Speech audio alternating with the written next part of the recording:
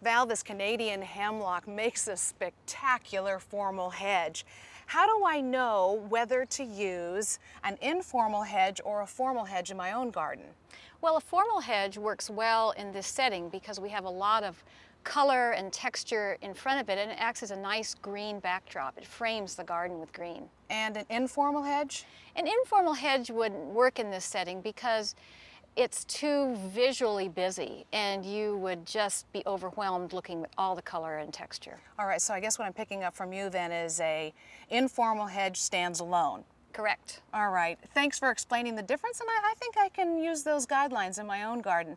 Your husband Mark promised me a tutorial on how to cut the Canadian hemlock, so let's go check it out. Okay. There he is. This is Mark Bloom of Bloom River Gardens. And I guess I need to start out with, what kind of tools am I going to need? Well, with a hedge this size, you certainly need to have at least hedge trimmers. Some people might also resort to either an electric or a gas trimmers. We still have, on a lot of this, we still do it a lot by hand. But I'm going to head up this ladder and start working on this. Well, I'll spot you. Okay. Okay. Okay. So, Mark, what's the most important thing I need to remember when I'm pruning a hedge? Always make sure that the top of your hedge is narrower than the base. Why is that?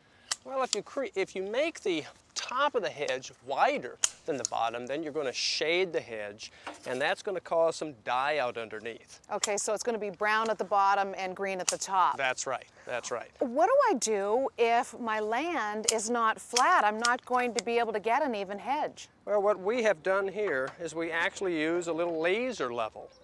And what we'll do is put that on a fixed point. We'll wait towards evening and let that little red dot shine on the top of the hedge, and then we get a straight hedge. You can just make the red dot go all the way around and clip as you go. It typically takes two of us to do that. But then when you get done, you can stand back and see if it's level. If you try to make it level from the top of this ladder, you're just following the contour of the land, and visually it's going to be crooked. So do you need to prune your hedge any more than once or twice a year? I prune this twice a year.